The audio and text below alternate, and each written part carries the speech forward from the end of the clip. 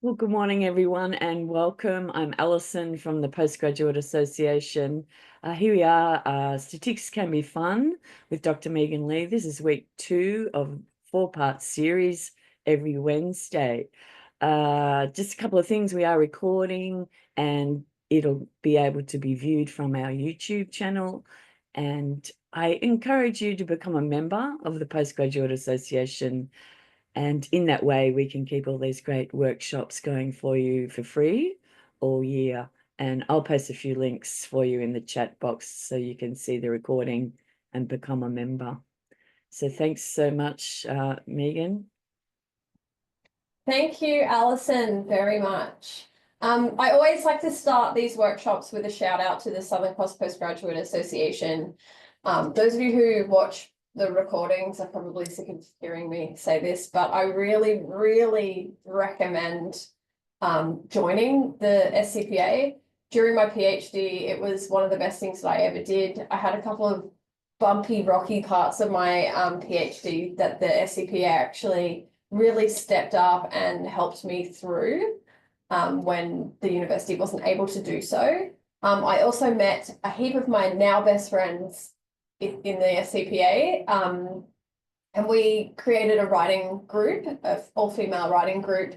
We went out the back of Nashua, out the back of Byron Bay, did writing retreats, things like that. So you really, it's exciting to have networks of people who are living through the same thing as you. And same with the honours students, to be honest. So I would highly recommend becoming a member. Go to the Praxis conference. It's the best fun ever. Present something. I remember my first Praxis was like 6 months into my PhD. I'd done nothing, so I just presented what I was going to do. So everything is welcome there. It's such a great couple of days watching other people present their work and what they're doing. You get really inspired by those who are like right at the end of their journey. So highly recommend joining the SCPA, one of the best things that I ever did. But let's get on to statistics. So before we do this, I see, how many do we have? We have 8, which is great. Of the 8 of you, if you could just type into the chat box, whether you're an honours student or a PhD student, what your topic is, if you know that yet, and your statistics skill level is from 0, haven't opened SPSS or JASP before, to 10, I'm a statistics wizard. If you can type that into the chat box, just so I know where kind of everybody's level of understanding is, so I know to make sure to pitch this correct.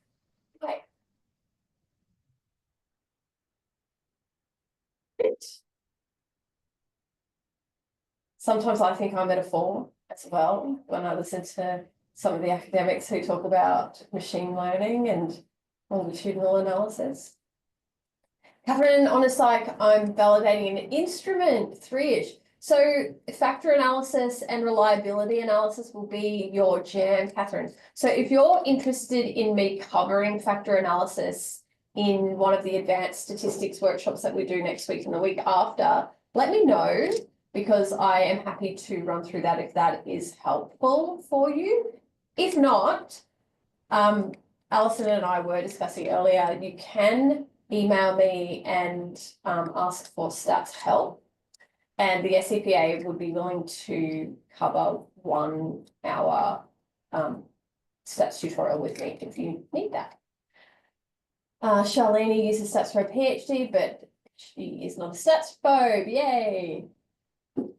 Lisa's had a big week on SPSS, so you have moved from a 3 to a 4. So Lisa, you were at last week's workshop where we talked about data cleaning and how to get your data into the program and how to clean it. Have you had a little practice at that?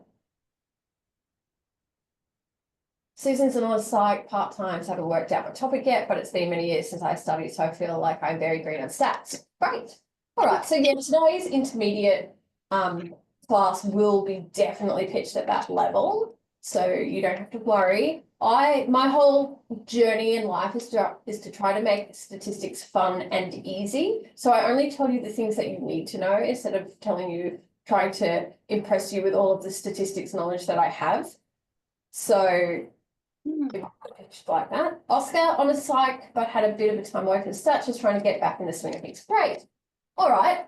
So let's move on then. If you did miss last week's workshop where we talked about getting your data into the program and how to clean your data and how to make sure that the data is ready to be analysed, then go back and watch that, because that's kind of the thing that I missed in honours. We got taught how to analyse data, but we never got taught the first step of how to actually get it out of the survey instrument or from your participants into the actual programs and what to do with it before it can be analysed. So please do go and watch that.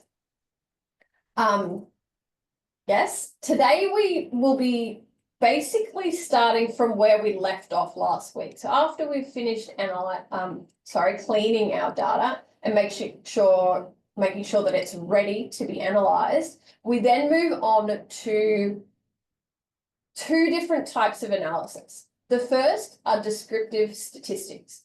Now, descriptive statistics are basically looking at your population, whether it's human or amoeba or whatever population you're looking at, and describing what that population looks like. So for humans, we look at like age and gender and socioeconomic status and geographical location and marital status, and in health, we look at BMI sometimes, which is a terrible measure of health, but it's the only one we have.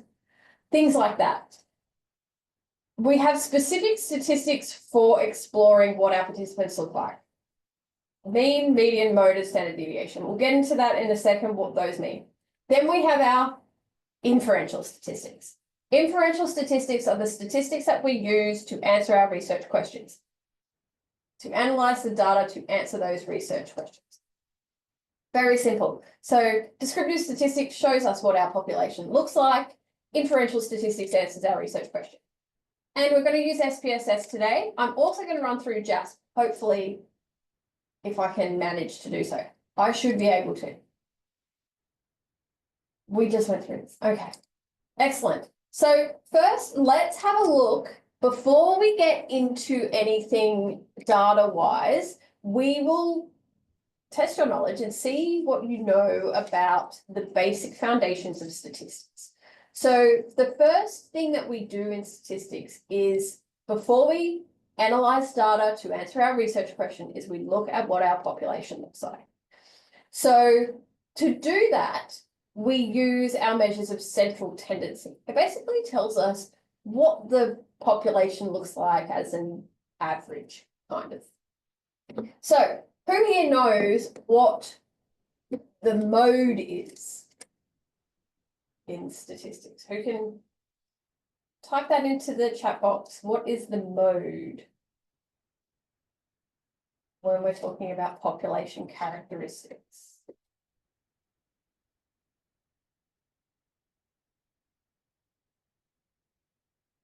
Very good, Oscar. Good, Amber. The mode is the most frequent score, or the most common score in our data set. So the little box here that shows this bar graph above the mode, basically that's all of our participants organized into a graph, how many in each category. And that's what bar graphs are used for. So what is the most common category? So if this was political leanings, then the second line in the bar graph would be the most common score for that, for political leanings. Who can tell me what the median is?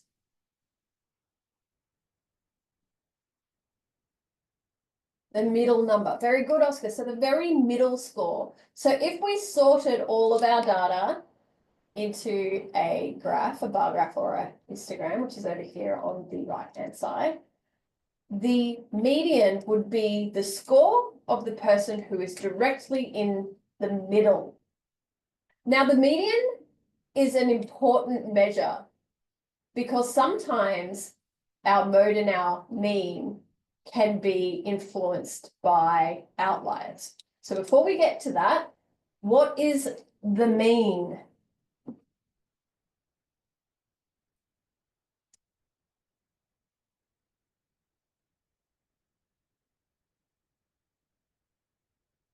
The average, great. So the mean is the most commonly used statistic for measuring central tendency. It's an average. How do we get an average? How do we calculate an average?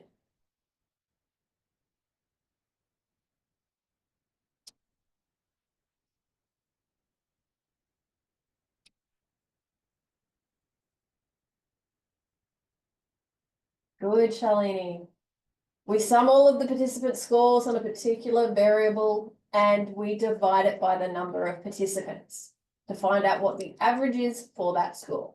Now, as I said before, averages can be skewed by outliers. So the example that I give in class is at Bond, we have a lot of school leavers in our classrooms. So the average age of our students is around 19 or 20. So if I have a classroom of, say, 20 students, they're all around 19 or 20. We add all of their ages up and then divide by how many students there are.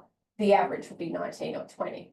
But when I'm in the classroom, I'm 45 this year. So my age completely skews that average. So if you add my 45 to all the 19s and 20s, the average would then kind of be maybe around 28 to 30. So me as an outlier, a much older outlier, skews the average of that class. And then sometimes my son Byron, who is 12, will also come into the classroom. So if he's in the classroom, he's skewing it the other way. So we have a chat about that. The median or the middle number, therefore, is sometimes a better measure of central tendency in a population because it is not easily affected by those outlying scores. So if we lined all of the students up in our classroom who were 19, 20, 21 years of age, and I was also in the classroom, I would stand right up this end of the scale, and then Byron, who's 12, would stand at the other end of the scale with all the 19 and 20-year-olds in the middle. If we were all lined up in a row and we took the median, the very middle student would be much closer to the 19-20 average because Byron and I at the ends get cut off. So median is usually, and you'll see it very commonly in housing prices. So housing prices are very skewed by the Richie Riches of the world who have millions and millions of dollars worth of properties. And the average then is not very useful for the everyday mum and dad who have a home that's worth, say, $600,000 to $700,000. Because those millions of dollar properties skew that. But if you take the median, the most middle score, and you cut the Richie Riches off at the top and you cut off the ones at the bottom, then the ones in the middle are a much more accurate measure of what housing prices are. And that's why they use median for housing prices and income level as well. But the average or the mean is a very, very popular use of central tendency because if you don't have outliers and you have a normal set of data, it is the best measure of central tendency. And we will do these in some. The next most important thing in statistics is measures of dispersion, because the mode, the mean, and the median can tell us what, on average, our participants look like, but it doesn't tell us how far or wide the participants range from that average. So the example with the 19 and 20-year-olds in my classroom and me and Byron sitting on the ends, that's a very wide range. Whereas if Byron and I weren't in the classroom and all the 19 and 20-year-olds were in the classroom, that would be a very small range. So to measure the range, it's very, very easy. We just take the maximum score and the minimum score and we subtract from the max. So if it was just the 19 and 20-year-olds in the room, 20 minus 19 would be 1. So the range would be quite small. But if you took me, who's 45, and Byron, who's 12, and subtracted that, then the range would be 33. Yeah? So it's much wider range. So that tells us a little bit more about our data.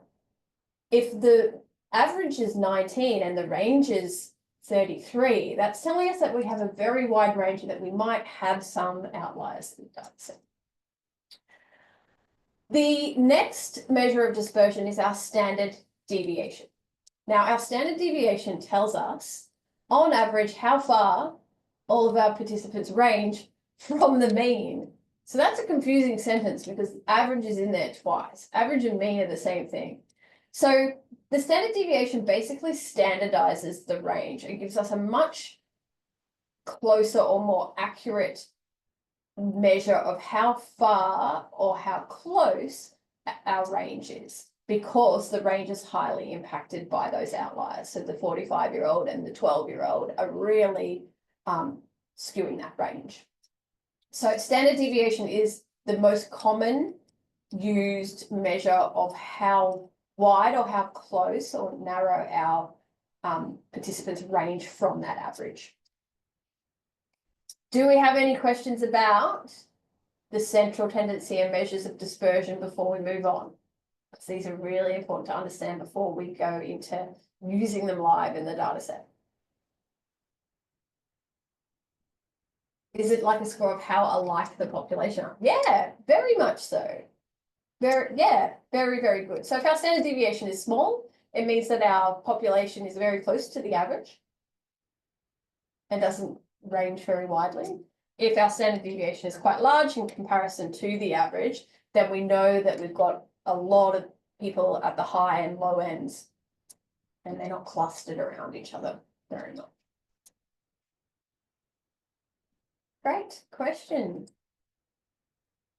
Right.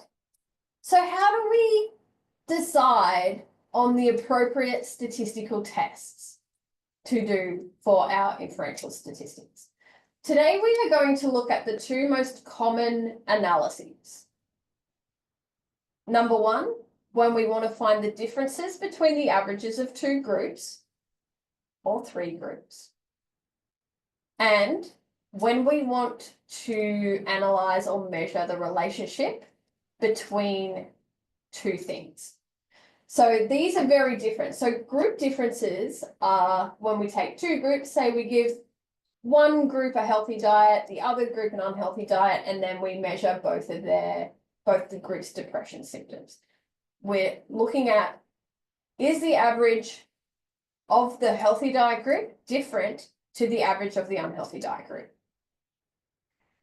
This is usually done in experimental design. So group differences are usually an experimental type of thing. Whereas relationships and predictions are usually found in survey data. So if I do a survey and I ask you your age, your gender, your geographical location, and I also give you a food frequency questionnaire measuring your diet quality and a depressive symptom scale, I can then measure the relationship between your diet quality and your depressive symptoms to see if healthier diets or participants who have a healthy diet quality have less depressive symptoms compared to those with an unhealthy diet quality. So these are the two main ways of analyzing data. But very commonly, it is quite difficult to understand or figure out which statistical test to use. So for those of you in honours in particular, or when you're trying to select what test works for you, I have found a statistics flowchart program that shows you how to do that. So I'm going to get it up. You tell me if you can see it when Can you see that, or do I need to like share my screen again?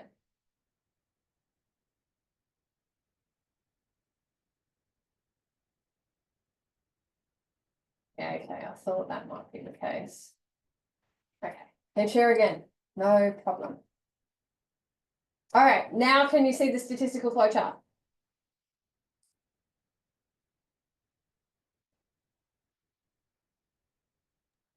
Yep, it's there. Good. Okay, so how do we decide what test to use? So you click on the button. It's very, very simple. But please.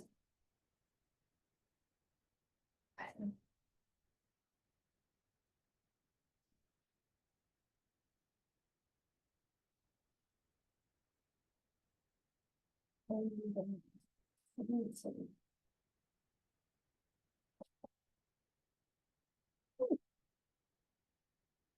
never done this before.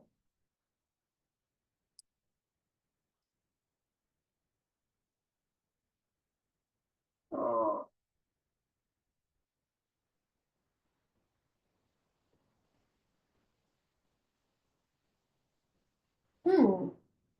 I'm going to try and fix that in the break and then I'll show you how it works. Let's get our PowerPoint back up. It has never ever done that before. Right.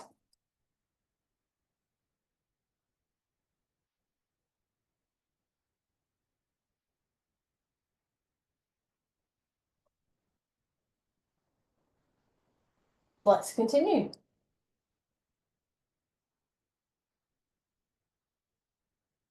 Can we see the slideshow? Yeah, it's there. Cool, thank you. Very weird. Right, let's keep going. So here are the ways that we decide how to do each of the statistical analysis. And it's really quite simple. When we have a categorical predictor variable, so going back to what we learned last week, before we move on, who can tell me what a predictor variable is?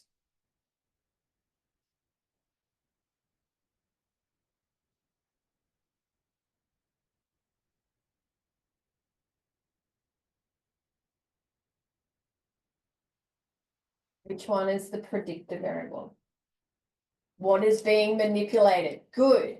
So the independent variable or the predictor variable is the variable in an experiment that is manipulated by the researcher, and in a survey, the one that predicts the change in the outcome.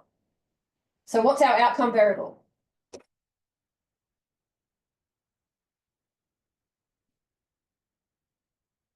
The dependent variable. And what is the dependent variable?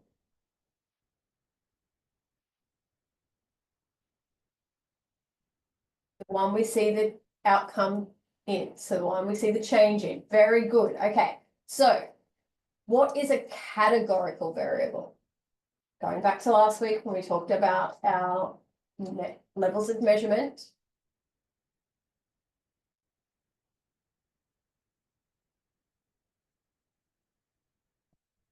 What's a categorical variable?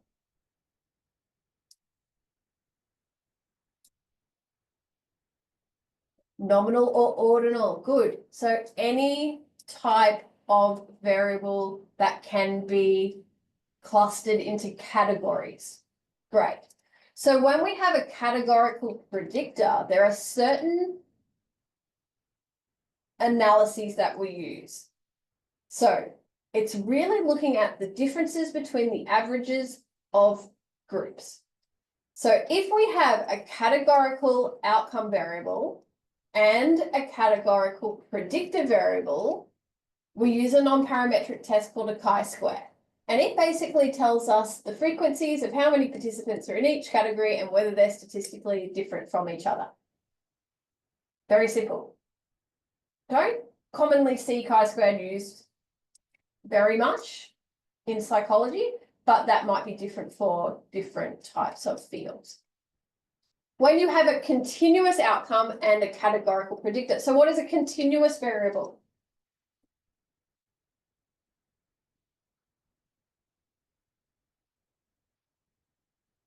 Going back to what we learned last week about levels of measurement. Interval or ratio. Good, Lisa. Yeah, Charlene, excellent. So any variable that can be measured on a continuum or on a scale. I always think about a ruler because a ruler has all the little notches on it. You can have a decimal point in a continuous variable. You cannot have a decimal point in a categorical variable. Some continuous variables go below zero, some do not. So when you have an outcome that is measured on a continuous scale and you have a predictor variable that is categorical and has two levels, we use what's called a t-test, and we will do that today. We will run a t-test today. Now, there are two different types of t-tests. The first is a within design where the participants in both levels of the categorical variable are the same. So I will give you an example here, and then I'm going to ask you to give me an example of one of these within designs. So with diet and mental health, which is always my example, because it's easy for me to understand, it's easy for you to understand because it's repeated. I would do a t-test with a within design. I would take participants and I would measure their depression before giving all the participants a healthy diet. And then I would measure the participants after as well. So the two levels or the two categories are pre and post-test of depression after having a healthy dietary pattern. And we would measure whether the differences between the average depression scores before and after the diet intervention were different. So the participants are the same in the pre-test and in the post-test group. So the two groups have the same participants. That's a within design, and you use what's called a paired samples t-test.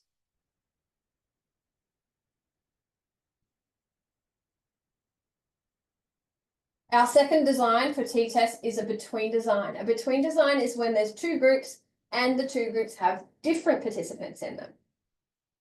An example with diet and depression for this one is if I took a sample of 100 participants, I gave 50 participants a healthy diet, I gave the other 50 participants diet as usual, or the Western dietary pattern, and then I tested both groups' depressive symptoms after, say, 12 weeks on both diets, and I measured the differences between the averages of the two groups at the end on depression to see if their depression symptoms were different, significantly different at the end. So in this design, the two groups have different participants in them. You can't be in the healthy diet and the diet as usual groups at the same time. To do that, we would use an independent t-test. If we have a continuous outcome variable and a categorical predictor variable that has more than two groups, so more than just healthy diet and unhealthy diet, or more than just pre-test and post-test, say we were looking at the differences in depressive symptoms between vegans, vegetarians, omnivores, and carnivores, then we would have 4 groups of independent participants, because you can't be a vegan, a vegetarian, a omnivore, and a carnivore. You have to be in one of the 4 groups. We would then run what's called an analysis of variance. And you can do these between groups so that your participants are different in each group. You can do within, where the participants are the same in all 4 categories, or you could do a mixed model of some between and some within, and that gets far more advanced than we are going to look at. Cool. Now, who knows the difference between a parametric test and a non-parametric test? What is a parametric test?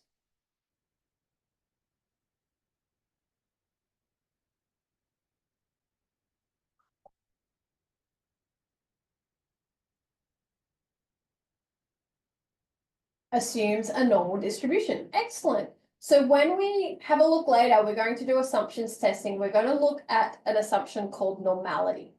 So to do any of these analyses, you really should have a data set that is approaching normal, a normal distribution. And we'll have a look at that when we look at the assumption of normality. Good. When we do have a normal distribution, and our data isn't skewed by outliers like the 45-year-old and the 12-year-old in our age example, then we run parametric testing. If we have a non-normal distribution, or our assumptions that we talk about later are violated, the best thing to do is to run a non-parametric test. So our non-parametric equivalent for a paired t-test is a Wilcoxon signed rate test. Our non-parametric equivalent for an independent t-test is Mann-Whitney. And our non-parametric equivalent for ANOVA is the Kroskal-Wallis or the Friedman-ANOVA. Don't be afraid of non-parametric testing. They're almost identical to their parametric testing brothers, but that it is very wise to use these if you have a non-normal sample. And keeping in mind, things like depression will always be non-normal, because if you had a normal distribution of depressive symptoms, that means that there would be a lot of people in the middle ranges rather than at the lower ranges of depression. So it is very common to see non-normal data in psychology and psychology. Right, so those are the tests that we would use normally in experimental designs when we're looking at the average differences between groups on a variable. When we are looking at relationships and predictions, we use different kind of measures. So this is usually done in surveys, survey studies, things like that. So these are when we have two continuous variables. So when our outcome and our predictor are both continuous, lying on a scale like this. So in the last example, our outcome variable depression was measured on a continuous scale. And if you go back to last week's recording, you'll see how we created a continuous variable for depression out of the 20 items questions. And we gave each participant one score for depression from 0 to 60.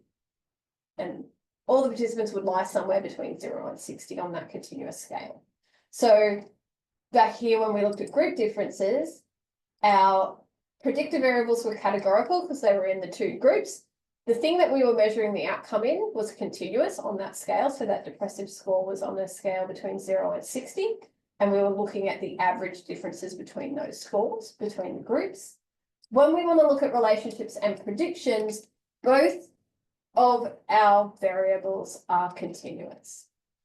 So our outcome variable depression is continuous. It lies on a scale between 0 and 60, but in our predictors are also continuous. So diet quality, remember when I said I'll give you a survey and you answer a food frequency questionnaire of, say, 60 questions that measures your diet quality. The diet quality scale that we use ranges from 0 to 105. So it's on a continuum as well. It doesn't go below 0. And each participant gets a score on that range between 0 and 105, with 105 being better diet quality and 0 being poor diet quality. So now our depression scale and our diet quality scale are both continuous. So now we can measure relationships. And the word that is synonymous with relationships is our correlation design. So correlation and relationship means the same. For our parametric testing version of correlation, we have Pearson's R, and our non-parametric equivalent is Spearman's. Now, these are really easy to run. You can run them at the same time just by clicking a box. I tend to run Spearman's if I've got categorical, demographics that I want to see their relationship with the outcome variable as well. When we want to move further on, rather than just seeing what size and direction a relationship is, we can move towards regression. Regression tells us a prediction of one variable from another, and we can get a percentage of how much diet quality takes up in depression. And in a simple linear regression, we would have always one predictor variable, diet quality, and one outcome variable, depression. But another thing that regression gives us the ability to do, and we will look into regression in the workshops next week and the week after, and why I love regression and always use regression is because it can tell us so many more things. So I can take, say, depression and diet quality, and I can control for other lifestyle factors like physical activity, sleep quality, BMI, social connection, all the things that I know other lifestyle factors that might influence depression, I can measure them at the same time as diet quality and see whether or not diet quality remains a significant predictor of depression after they are included, which is a very powerful thing to be able to say in a paper, right? After controlling for physical activity, sleep quality, alcohol consumption, smoking status, and social connection, diet quality remained a significant predictor of depression and took up 20% of the reasons for depression. Amazing, right? So regression is my fave of all time. But that's for next week and the week after. Today we'll do correlations and t-tests.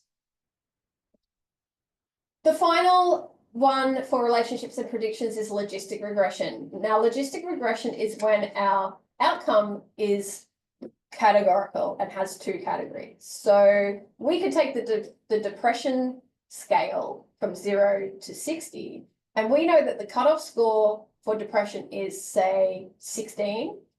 People who are above 16 have depressive symptoms. People who are below 16 do not have depressive symptoms. So we can categorize that variable into two, those above and below the cutoff. And then we can do a logistic regression using categorical or continuous predictor variables. Not highly recommended, not something that's done very often. So I would not be dichotomizing our continuous variables because you lose information. But that is available if you have a categorical DV and you want to know the relationships and predictions. Right, questions about our statistical analysis or our designs before we move on to assumptions testing.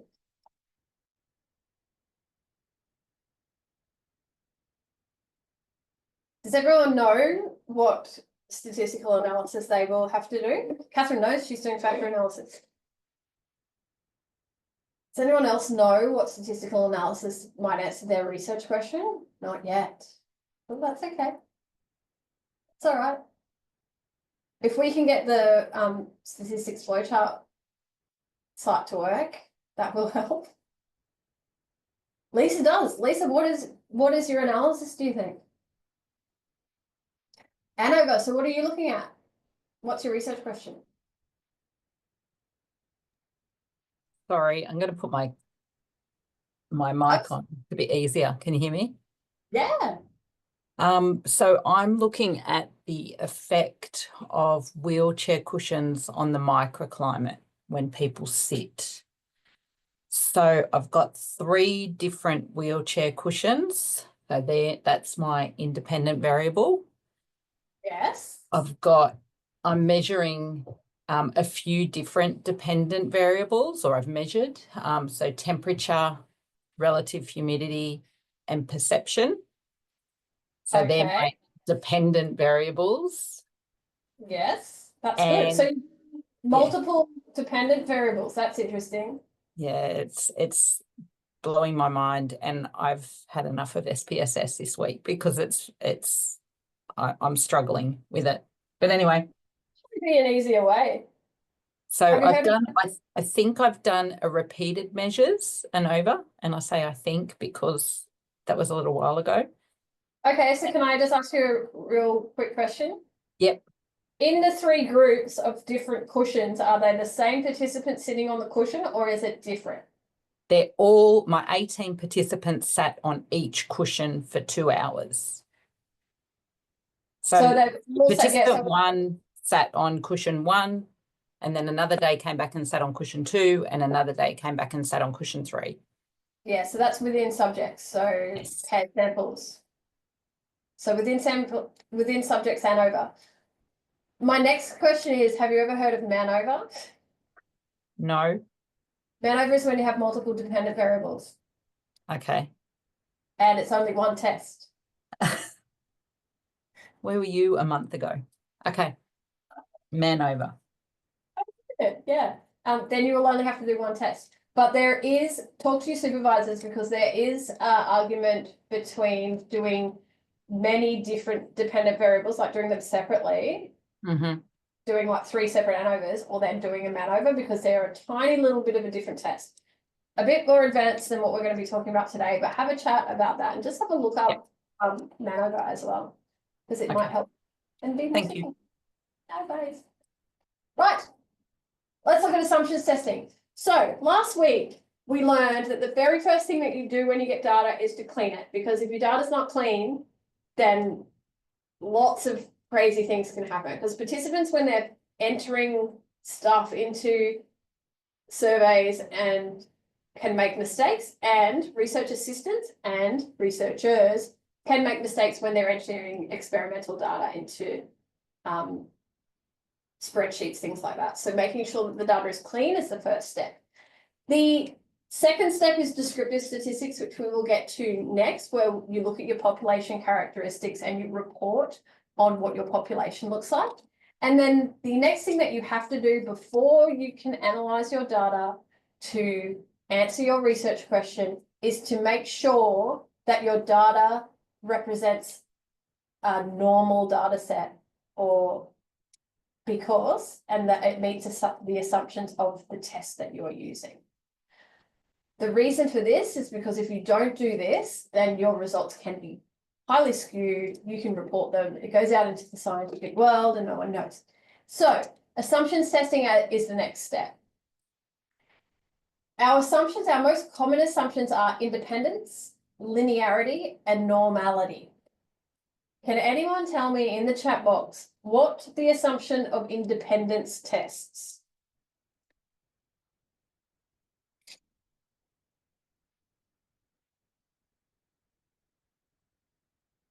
It's a tricky one because it's not actually tested inside the data analysis itself. What is independence?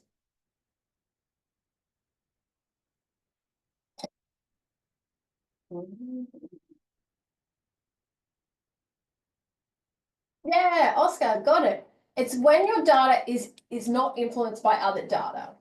So independence is usually met in the study design. So as long as the survey or the experiment is only done by your participants one time and not multiple times, so there's not multiple entries for one person, and the participants in the experiment or in the survey are not influenced by other participants taking the survey or doing the experiment, then independence is usually okay. Statistical independence can be measured inside some of our tests, like regression, but usually if your research design is well set up, independence is not a problem. So you don't have to worry about measuring that. The second one is linearity. Does anyone know what linearity is?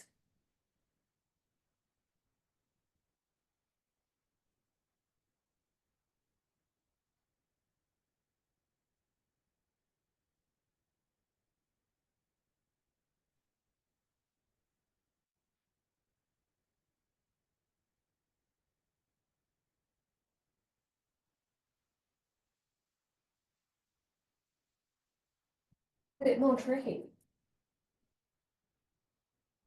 Charlene, straight line between two variables?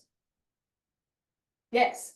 So when we get all of our data, say we've got all of our depression data, say we've got 20 people, we've measured their depression using 20 questions, we've totaled all of the 20 questions together to get each participant's total score for depression between 0 and 60, with 60 being higher depression and 0 being no depression.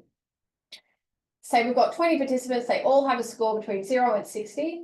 We can then take those scores, add them all together, divide them by how many participants there are, and find out what the average depression is. When we put those scores into a histogram where we line them all up from 0 to 60, we need to make sure that we can put a straight line through that data, through a scatter plot. And I'll show you how to do that in a second. That will make more sense as we go. Great. What about normality? What does normality What is the assumption of normality?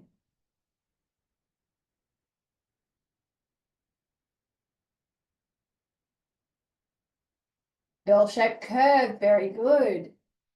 Linearity, what does linearity show though, says Catherine? It shows that the data is, I'll show you when we do it. It's easier to show you in a scatter plot. Normality just means that our data fall on that normal distribution. So you can see above the normality, the little diagram is of a bell-shaped curve. So when we take every person's score and we sort them into a frequency distribution like this, most of our participants will fall at the average, which is the top of that normality curve, and taper off on either side. So it's like the 19 and 20-year-olds, right? If you have a look there in between the lines in that bell-shaped curve, most of my participants would be in the 19 and 20-year-old category. And then Byron down here would be 12, all the way down the bottom, because there's only one of him. And me at 45 would be all the way down the bottom on the other side, on the right-hand side, because there's only one of me, with most of my class here in that middle section. And that's what a bell-shaped curve looks like. Most of your participants should fall within kind of around the average. But as we said, outliers do affect that. So we just need to make sure that we have our assumptions met before we do our analysis. And when we go through the data in a second, I'll run you through that and it'll make a little bit more sense. So last week we exported our data from Qualtrics and Excel into SPSS. Some of you have SPSS now, which is really exciting, and you can play around with that.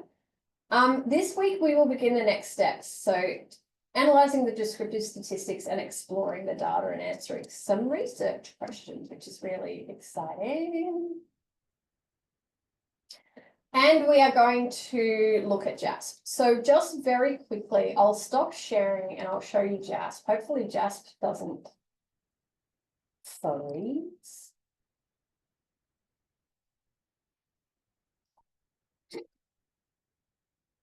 So this is the front page of JASP. Can you all see that?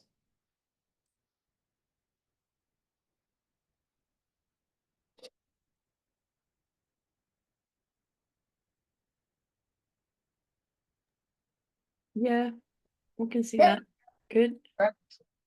So this is the front page that you will get once you download it. You can download JASP by just typing into the JASP download into Google. It's free, it's easy to download, and very easy to use. You'll see this page and then you can just open a data set and load it into JASP. Now the problem with JASP, and the only real problem with JASP, is that you can't clean your data in JASP like we did last week. You have to do it in Excel or in SPSS and then transfer it to JASP.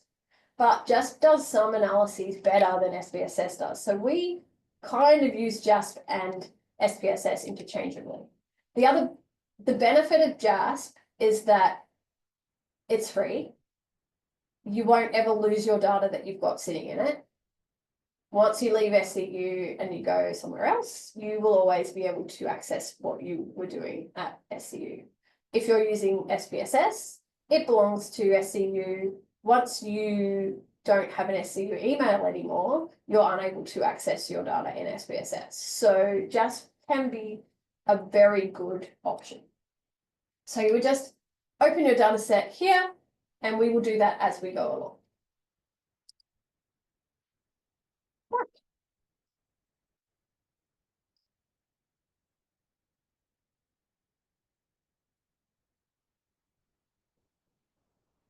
Now, the data set that we are going to use today is a live data set that I collected in 2023. We did introduce this last week. It is the Vegetarian for Life and Depression data set. So basically, my research up to 2023, we've done lots of cross-sectional surveys on vegans and vegetarians and their depressive symptoms. And we were finding that there was a relationship between those who had a healthy vegan or vegetarian diet and a decrease in depressive symptoms and those who had an unhealthy vegan or vegetarian diet. and an increase in depressive symptoms. Very similar to what we find in omnivores. So it wasn't that groundbreaking. But what was really interesting for us is that when we gave the food frequency questionnaire to the vegans and vegetarians who self-reported being plant-based, a lot of the time they were nominating that they ate meat. So we were very confused. And I was unsure whether or not we were actually measuring vegan and vegetarian diet and depression, or whether we were measuring low consumption of meat and depression. So to fix that problem, we decided to recruit participants who had been vegetarian for their entire life. And there are groups of people in the world who have been plant-based their entire lives due to upbringing, culture, and religion, particularly in India, where the religious affiliations over there, it's a part of their culture and their religion. Seventh-day Adventists is the same, Sikhs, Hindus, things like that. So we recruited vegetarians for life, and we measured their diet quality and their depression to kind of remove that problem. And we'll be using that data set when we come back from the break. And we will be answering these research questions. These are the research questions we introduced last week, so they won't be new to you if you have watched the video of the workshop or you were attending. So the first question we asked, is there a relationship between the diet quality of the participants and their depressive symptoms? And that will be all plant-based dietary followers, so vegans and vegetarians. And then the second question that we are going to answer, our research question, is, do vegans or vegetarians have higher rates of depressive symptoms? And last week we hypothesized about what we thought we would find. We might do this again really quickly before we go on a short break. What do you think your hypothesis is for what will happen for research question number 1? Is there a relationship between diet quality and depressive symptoms in those who eat a plant-based diet? What is your hypothesis? Kind of gave it away earlier in the workshop, but that's okay. What do you think I hypothesize about this?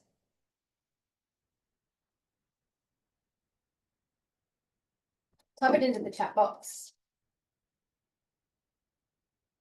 There is a relationship between diet quality and depressive symptoms for those who eat a plant-based diet. Very good. That is a non-directional research hypothesis, which I particularly like because then you're measuring both ends.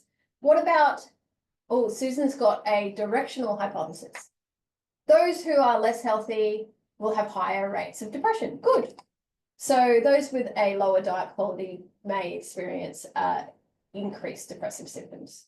Good. What about our second research question? What's our hypothesis? Do vegans or vegetarians have higher rates of depressive symptoms? This is a controversial one. But I'm excited to find out why. I can't remember what our answer was. What's your hypothesis?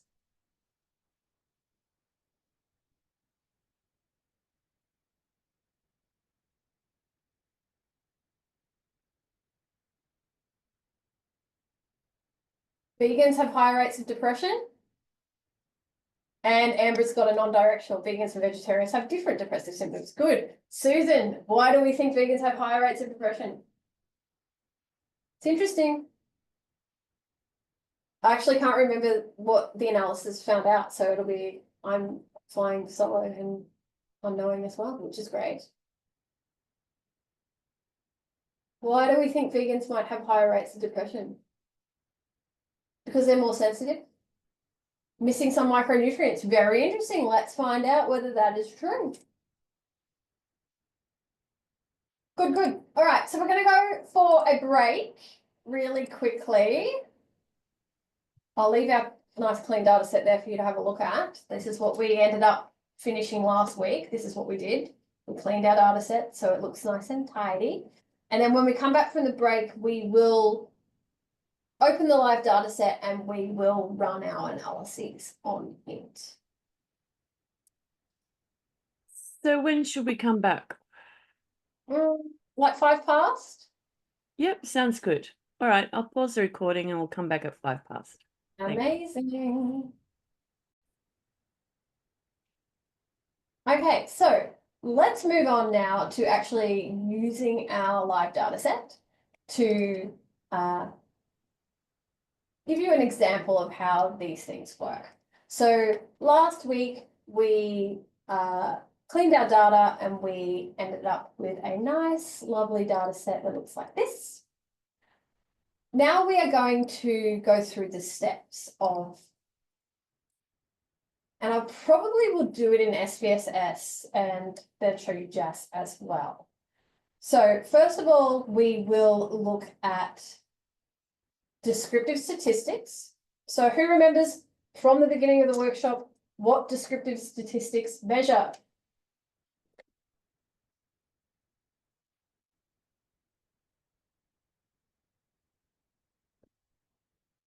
Let's just see if everyone's back. Demographics, yes. What our participants look like or what our population looks like. So there's two different ways of measuring our descriptive statistics. First, we go in and we measure our categorical variables. So all of our variables that are clustered into categories. We can also look at our continuous variables, all of our variables that we have that are on a continuum. And you'll see here next to all of the continuous variables are little rulers. So we'll go through and do those in SPSS and JASP, and then we'll move on to assumptions testing. So I'll stop sharing that screen and I will start sharing our data set. So can everyone see the data set?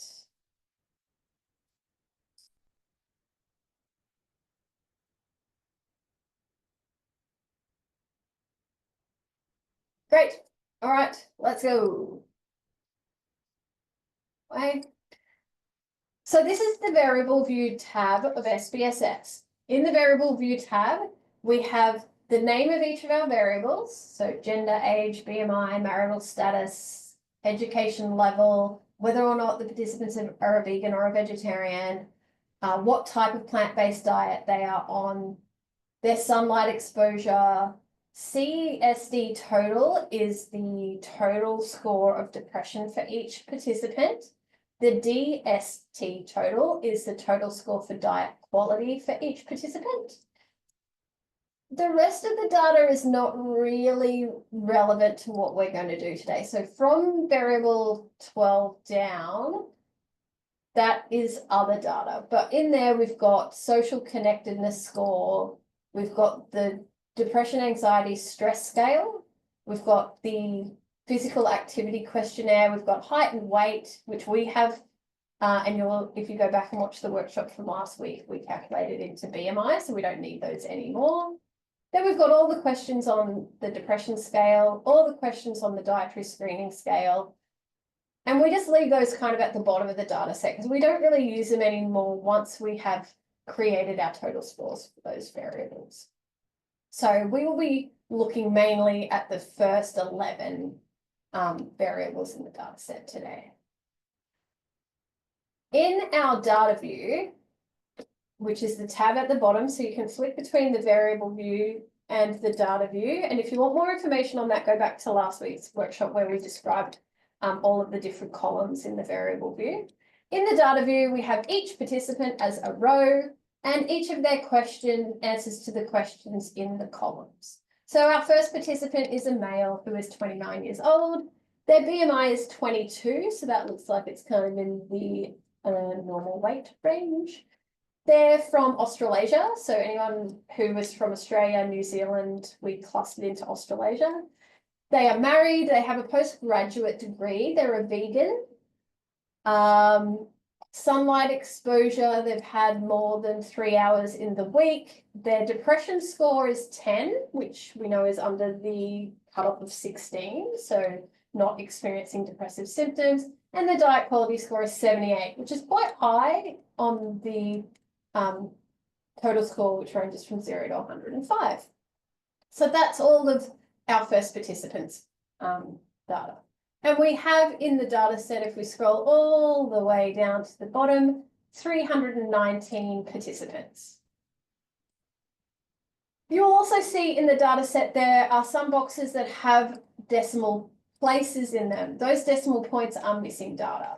So it's okay if a participant doesn't tell us, say, their height and weight. And this female who is 42 from Australia or Australasia didn't want to report her height or weight, which is completely fine. And so we just don't have a BMI score for them. And over here, we see some more missing data. So let's move on then to doing some descriptive statistics of what our 419 participants. So let's analyze descriptive statistics, frequencies. Can everybody see the frequencies box?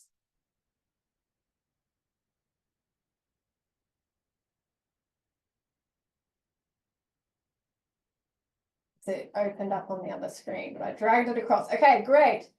And so we want to first look at the measures of central tendency and dispersion for our continuous variables. So our continuous variables are all the ones with the rulers next to them. So age, BMI, our depression score, our diet quality score. We could also look at social connection, sleep quality. Just do those ones. Then we want to unclick the box that says display frequency tables because that's only useful for categorical variables. Click on the box for statistics, drag that over. We would like our central tendency scores, our mean, our median, our mode. We'd like to see our range and our standard deviation as well. Minimum and maximum scores might also be interesting to see. The rest, for now, are not that useful. Skew and kurtosis can be for our assumptions testing, but it's a bit more advanced than what we are going to look at today. So we'll just do that. We'll also go into charts, and continuous variables are always charted on a histogram, and we want to see if there's a normal curve on the histogram. So we want to continue with that and click OK. Down the bottom here, SBS will tell you whether it's running the analysis, and sometimes it can take quite a while. So we just wait for it to click over. Wait for the output to come, and then sometimes the output gets hidden behind other windows, so go and find it. But while it says running frequencies, it's still running the data analysis.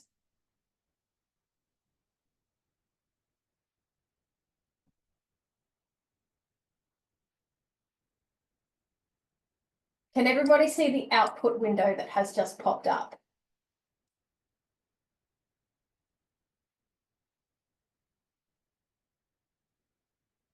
Yes and no. Yes, no, no. Okay.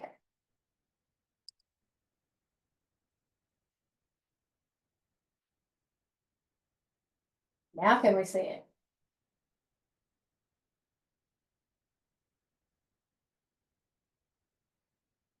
Yay. Okay. So don't feel overwhelmed when you see an output for SPSS. It's quite simple to understand. So the columns are each of our variables of interest. N is the number of participants that are in each of those variables, and missing is how many didn't complete. So remember with BMI, we had several who didn't want to report their height or weights. We had 55 missing from the BMI calculation. Not a big deal in a score of, say, 419, I think we had. So our mean age, can anyone tell me what the mean age of the data set is? So on average, how old are the participants in our data set?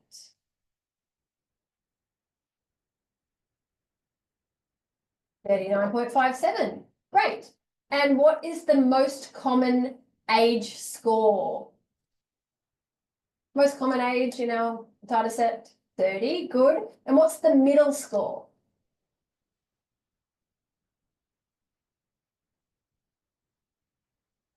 38, great. So what this means is that the mean, the median, and the mode are all very similar. They're around the 30 to 38, 39. So we might have a bit of a normal distribution of our age. Now, what's the standard deviation of age?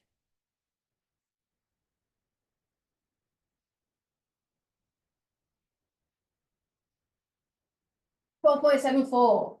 So what this means is our average is around 39.57. So that's around 40 if we round it up. Which means our standard deviation tells us that on average, our participants range between, say, 18 and 42. 18 and 42? No, 28 and 42. 28 and 42. So it's quite a older age range when it comes to psychology research, because usually most psychology research is in 20-year-olds. So that's telling us a little bit of information about our data set. So vegetarians for life seem to be in this data set middle-aged. So our range is 72, which is quite large. So the minimum age was 13 and the maximum age was 85. That's a problem because the data set only allowed for people who are over 18. So that's also telling me that this data set hasn't been cleaned properly and we need to remove anyone who is under 18 from the data set and then redo our analysis. So your descriptive statistics can also help you with your data. So good job. So looking at our other data, the mean BMI was about 25, which is a little bit over the normal weight categories in relation to the World Health Organization. Our standard deviation is about 5.4. So on average, the data set ranges between a 20 BMI and a 30 BMI. Not too bad. The minimum body mass index was 16 and the highest was 53, which is in probably the third obese category. Again, BMI is not great. A great indicator of health because the person with the 53 BMI might just be really super strong and go to the gym a lot. Our CESD scores range between 0 and 60. And as I said last week, remember when we were labeling our variables and I said, I always label them with the full name of the scale, the acronym, what they range between and what a high score indicates. So the CESD scale ranges between 0 and 60 with higher scores, meaning greater depressive symptoms, and the cutoff is 16. So if it's over 16, you would be considered to have depressive symptoms. That helps me at the analysis stage because I don't have to go back to the papers on CESD and figure out what the cutoff scores are, etc. So our mean depressive symptoms are 14.28. Is that above or below our cutoff scores for depression?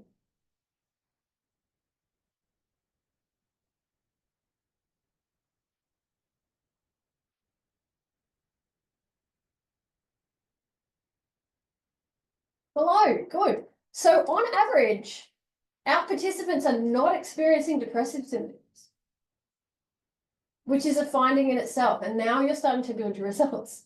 So on average, they're not really experiencing depressive symptoms. There are 3 modes, so that's not giving us very much information. Our standard deviation is 9.9. So what that means is on average, the participants kind of range between like 6 and 23 on the scale, with our minimum depression score being 0 and our maximum being 43, which is well above that 16 cutoff. So there are people in the data set who are experiencing depressive symptoms, but on average, most are below. Our dietary screening tool mean is 64 with a standard deviation of 11, which is quite high for the DST, which is great. It means that on average, our participants have quite a healthy diet, which might be the reason why they also have a lower average depression. Maybe that's just hypothesizing because our descriptive statistics cannot answer our research. Social connectedness ranges between 20 and 120, with higher scores equaling a stronger sense of social connection. So our mean social connection is 83, which is quite high, which is good. And our sleep quality scale between 0 and 84 is at 27. Higher scores indicate greater sleep problems. So this is kind of around the other way. So a lower score on this is actually better. So that's our description of what our data set kind of looks like. And here are our histograms of our data set. Now, the histograms are useful for assessing our assumption of normality. So if we have a look, this is like normal curve for age. This looks semi-normal. It is skewed a little bit around the lower ages. So there's a lot of 30-ish, 30 to 35-ish participants compared to the other ages, but it's pretty normal. BMI is the same, except for there's a high skew at the end here of people, 1, 2, 3, 4 participants who are kind of higher on the BMI scale, whereas the rest of the group together is quite normal. So that's being skewed by these outliers. Our CESD score looks like what a CESD score should look like. So it should be positively skewed up this end, with more people having lower depressive scores than those who have higher ones. So this is a very common pattern for depression, but it is not considered a normal distribution. It is considered to be positively skewed up the healthy end of depression, which is good. Our dietary screening tools, same sort of thing, with most of our participants in this normal distribution, but there's 3 or 4 here, which is interesting considering BMI was a similar pattern, down the lower quality end. And then social connectedness is looking kind of normal, but we have one participant here who's really, really highly socially connected, because remember, very low social connection compared to the rest of the group. So we might want to go and have a look at that participant and see if that is a correct score. Then we've got sleep quality, very interesting. It's more of a rectangle distribution. Interesting indeed. So there's just as many people with good sleep quality, average sleep quality, and kind of poor sleep quality, which is very interesting. So you can see your descriptive statistics are telling you something very, very interesting. Right, let's go back and have a look at our categorical variables.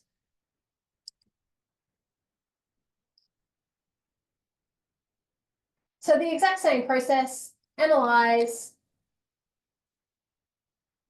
descriptive statistics frequencies. SPSS always remembers your answers. So we always click reset and we put all of our categorical variables into the variable box. We've got gender, geographical location, marital status, whether they're vegan or vegetarian. I think that's enough. Statistics we don't need because they're categorical variables. All of our statistics are in the frequency tables, which we keep the tick on. And for charts, we always want bar charts with percentages. So let's go and have a look at that.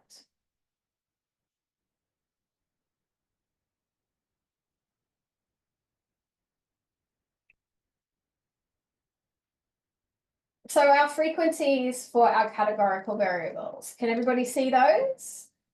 Before I go on. Great. Good. So frequency tables are a little more difficult to interpret than, say, a bar graph. So what I would normally do is ignore the table and scroll down to the bar charts. So here the bar charts tell us for gender.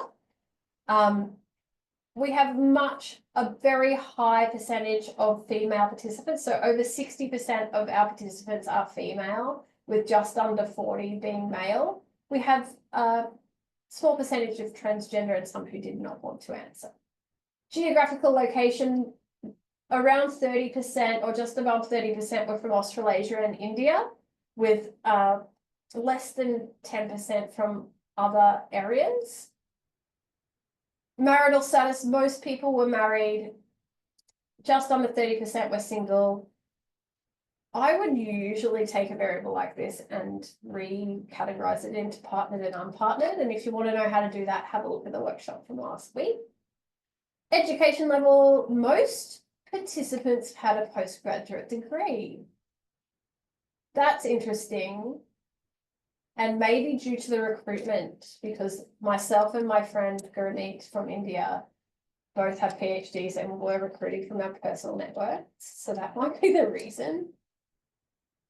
So that is a very highly educated data set. Postgraduates, bachelors, PhD are very high there. So that's something to note.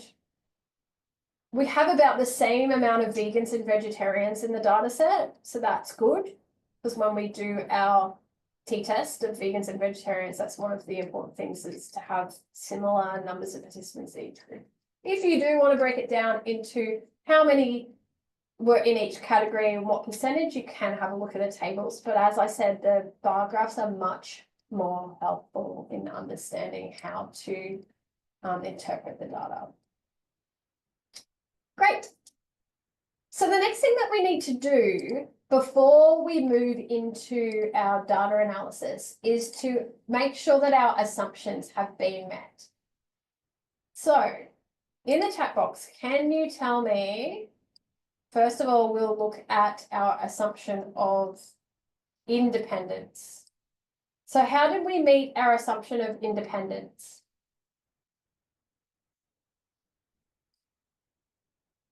How do we make sure our assumption of independence is met?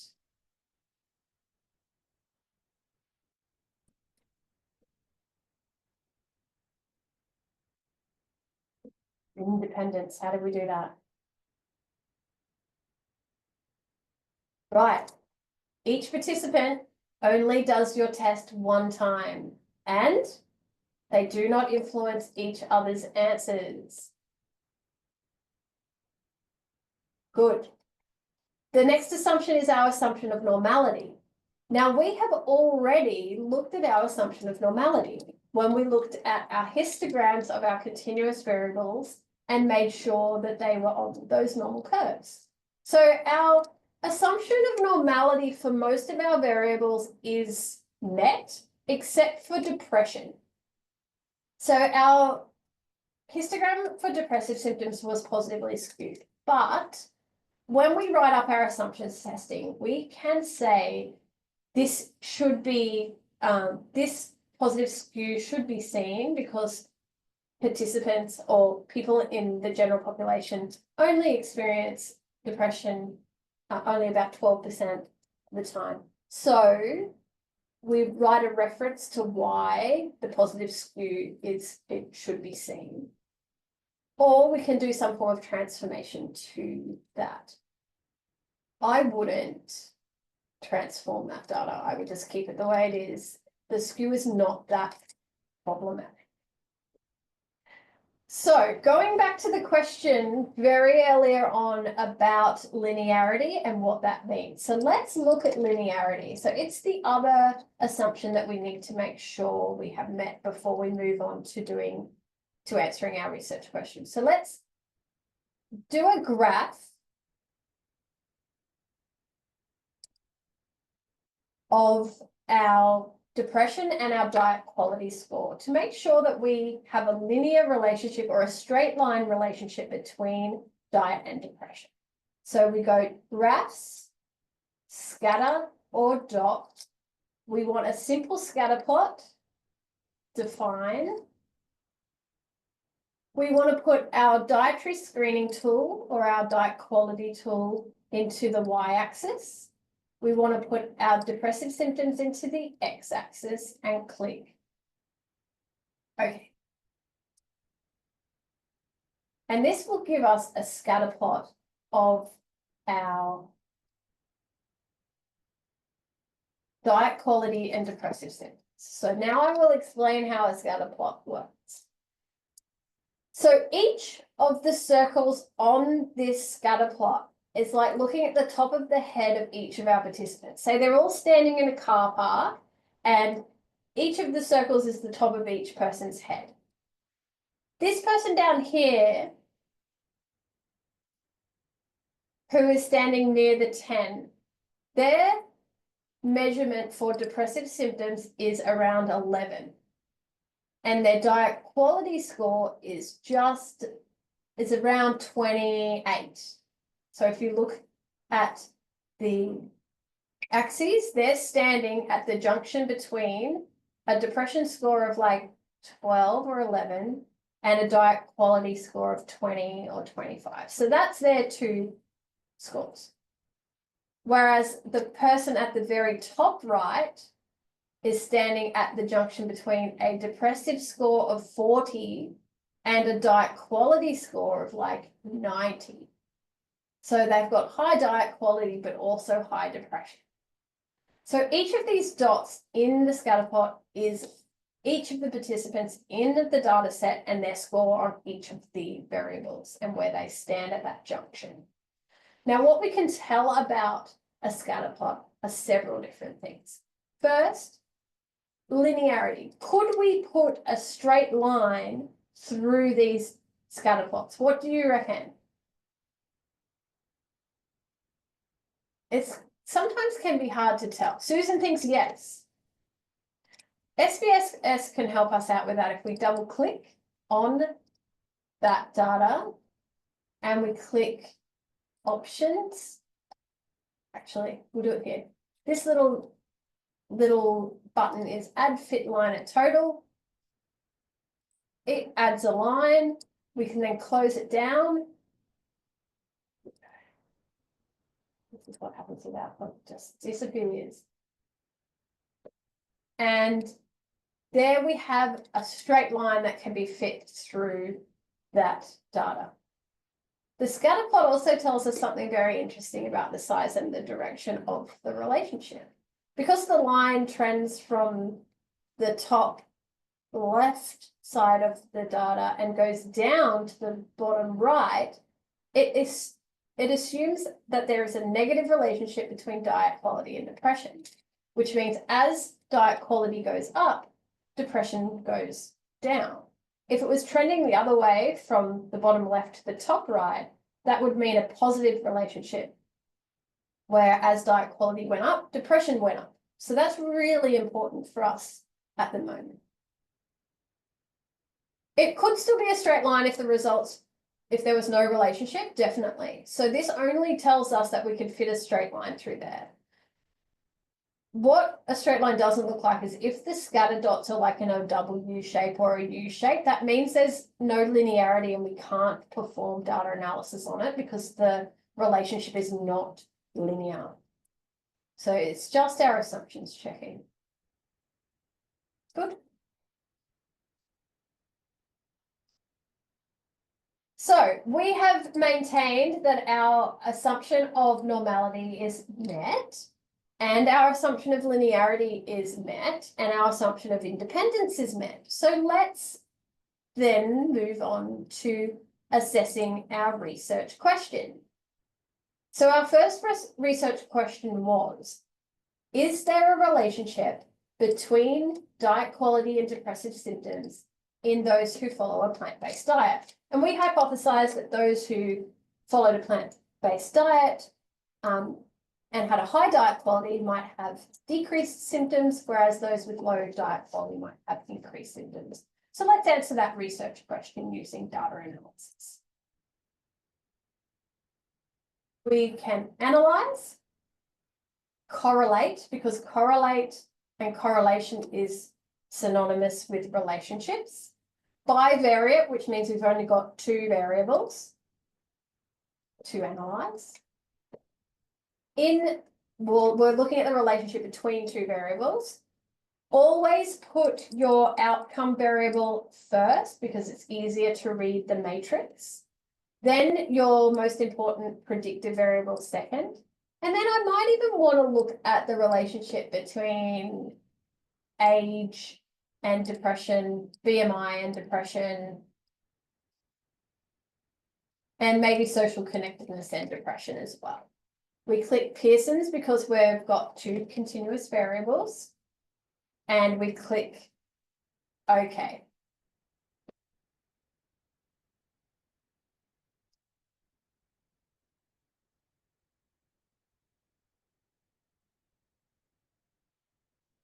And this is our output for our relationships between depression and diet quality. So you'll see the first column are all of our scores on depression, and our rows, diet quality, age, BMI, and social connectedness. So to answer our research question, we look at the very first junction between depression and dietary screening tool. So who can tell me what the Pearson correlation between diet quality and depression is? What is the statistic for? -0.275. Good. So what this tells us is that the same thing as the scatter plot above. So the scatter plot showed us the direction of the relationship. So we know that the negative slant of the line means that as diet quality goes up, depression goes down. So that's a good thing, right? So those with higher diet quality have less depressive symptoms, and those with low diet quality seem to have higher depressive symptoms. The size of the correlation is also important. So 0.275, correlations range between 0 and 1. The closer to 0, the weaker the relationship. The closer to 1, the stronger the relationship. So a relationship of 0.275, what do we think that is? Weak, medium, or strong relationship? Closer to 0 is a weaker relationship. Closer to 1 or -1 is a stronger relationship.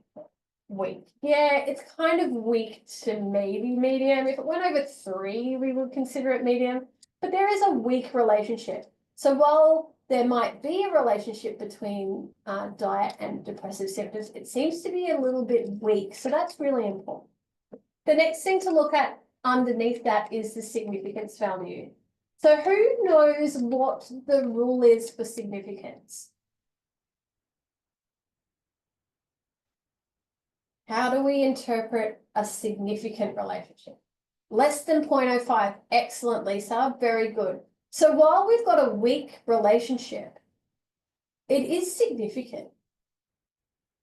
So that is a good thing. So we've got a significant relationship because our significance is less than 0.001. What about age? We've got a Pearson's correlation of -0.04. So what does that mean about the direction? As age goes up, what happens to depression?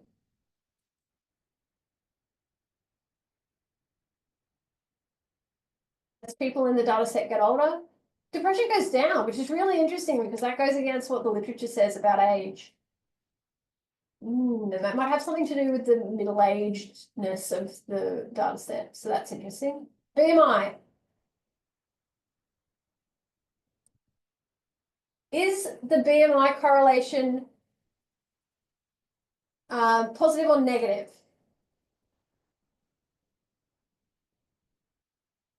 Positive. So what does that mean? As BMI goes up, what happens to depression?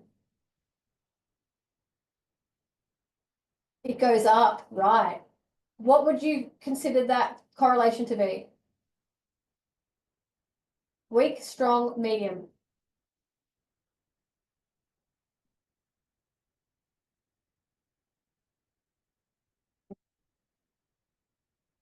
Very weak, 0.002.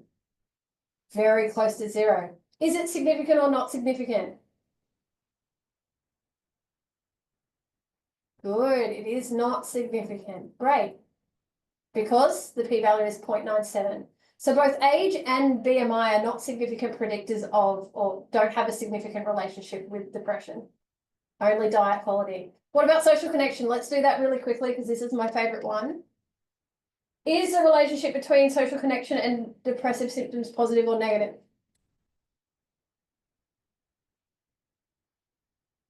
Negative. So as social connection goes up, what happens to depression? goes down. Good. What's the strength of the correlation?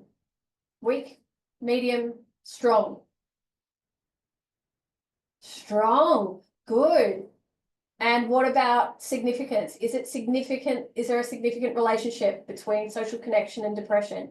Yes. So this is one of the things that's really interesting about this data set.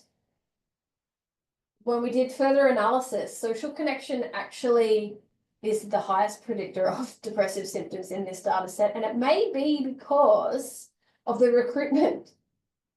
The Indian population in particular, being highly religious and cultural, may have higher social connection, and therefore that kind of eliminates the relationship with diet quality, which was really cool. Anyway, getting ahead of us. So that is how to determine relationships. Nice and easy, right? Good. I might really quickly show you the same thing in JASP because I did promise to do that. So I'll just stop share and do it in JASP and just show you. It'll be the same results because it's the same data set, but I'll just show you how easy it is to do that same thing in JASP. So here's our wonderful JASP. I will open recent files. Yay, it's in there. The Veg for Life data set. Click on that. It's importing that from SPSS, but you can import from other places such as Excel. It looks very similar with each row being a participant, each column being a variable. And this is how easy it works. So we can click descriptive statistics, put all of our descriptives in. So let's do our continuous variables. And as you pump them in, it starts to build your table of descriptives. We've got diet quality, we've got social connection. What happens if we put our categorical variables in? That doesn't really make a lot of sense, does it? So we won't put that in for the statistics. We've got mean, standard deviation, minimum, maximum. If we want other values of our statistics, we can just click down here. You can get the interquartile range. Where's our standard deviation? It's already up there. Great. We can get the mode and median, so we can click them in and it'll produce them in the table. We can always do skew and kurtosis, which is a little bit past what more advanced than what we need today. We can do some plots, so we can do a distribution plot if we want. What about it? There we go. There's our normality plots for our data. So very easy, very simple, the same sort of thing. We can also do tables if we want to do frequency tables, which isn't going to make a lot of sense for our continuous, but we can take them out. Put gender in, take all our continuous variables out. Freak out the program because it's wanting to take things out. Put our categorical variables in. And that will give us our frequency tables, as you can see here, that we got before, and then our bar charts. So it's very, very simple to use. If we want to do a correlation, if I can remember really quickly, I'll click off all of these.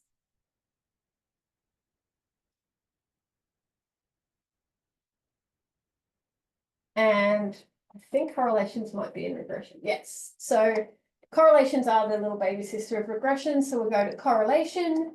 And if we want to see the correlation or the relationships between our depressive symptoms, I always put it in first, as I said before. And diet quality.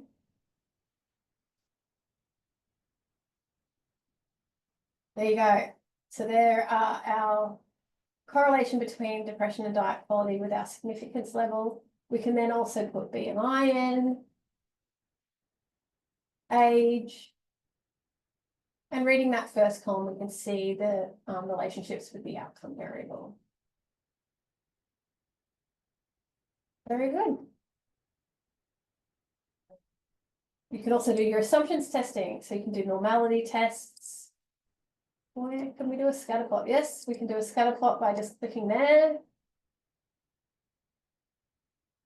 It's our scatter plots of our outcome variables and what's up there?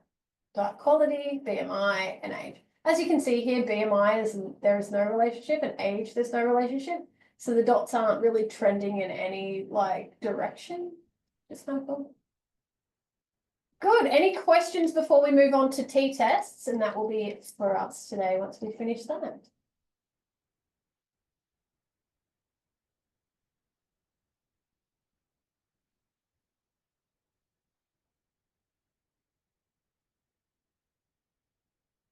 It is cool, hey, Jasp does it all on the fly. But exactly the same click and point type of usability. All right, no questions. Let's continue on with group differences. So I'll just share the data set in SBS again. And let's do t-tests. Right, so our t-test, does anyone remember what t-tests measure?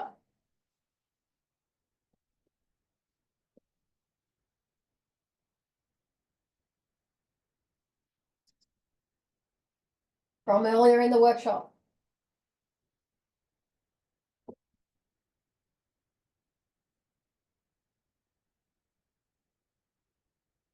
The differences between the two means of two groups. Very good, Oscar, exactly. And the question that we had before that we are going to analyze is, do vegans or vegetarians have higher depressive symptoms? So let's look at that in a t-test. So to do a t-test, you go analyze, compare means and proportions. So in our vegans and vegetarians groups, are they the same participants in both groups or different participants in both groups?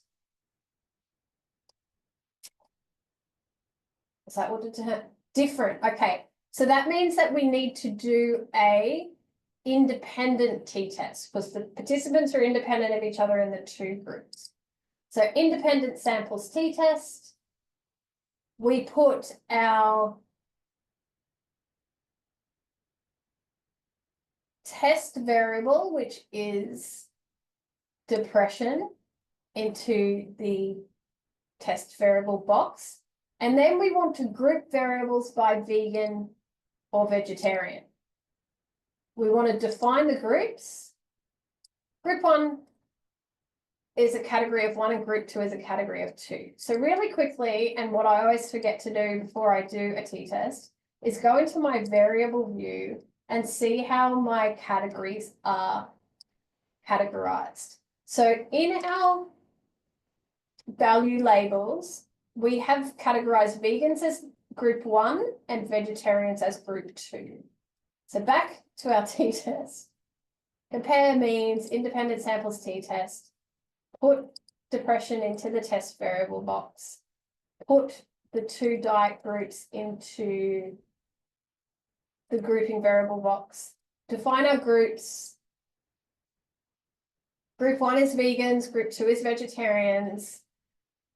Options, we want to see our confidence intervals at 95%, click OK. And then I'll share the output.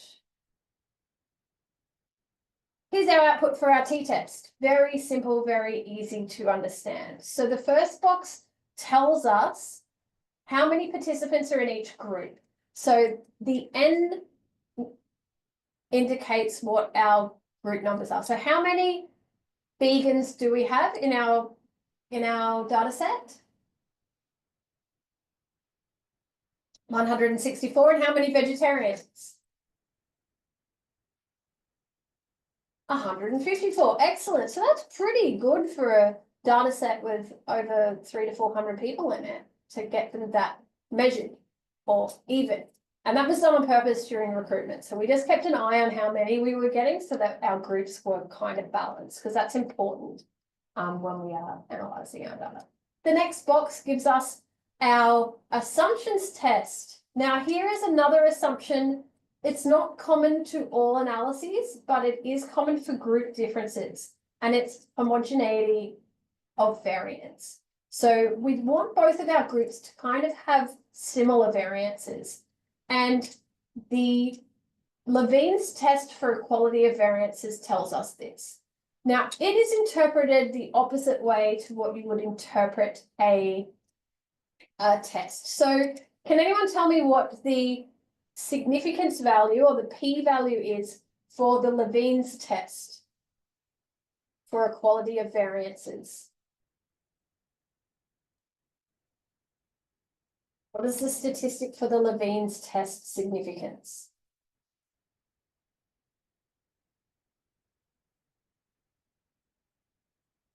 0.603, which is greater than 0.05.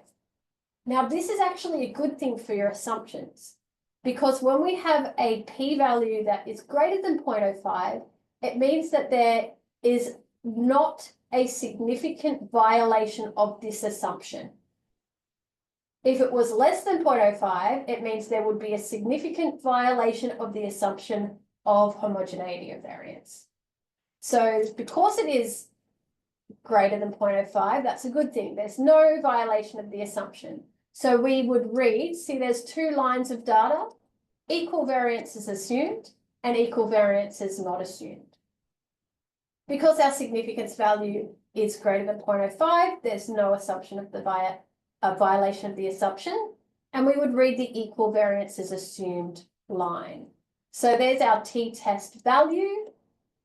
What we're interested in is whether or not the t-test is significant or not, to find out whether there's a significant difference between the depressive symptoms of vegans and vegetarians.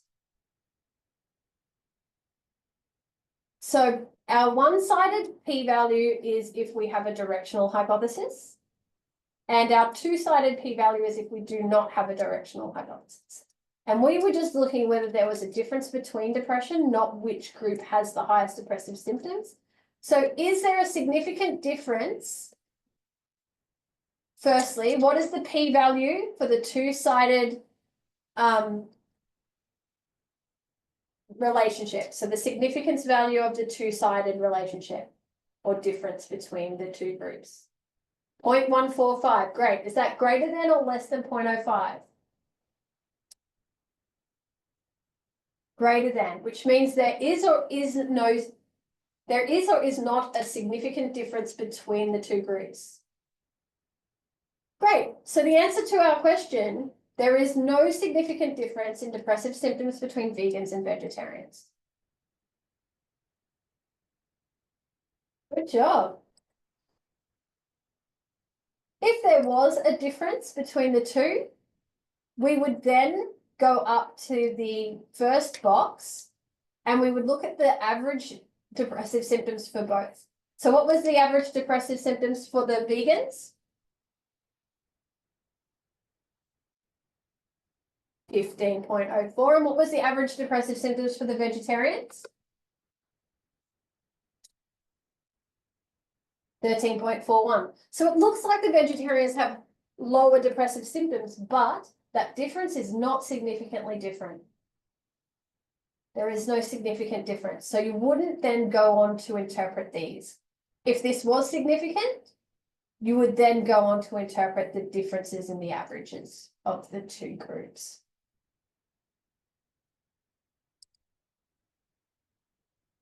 Great job. And again, you can do t-test and JASP as well.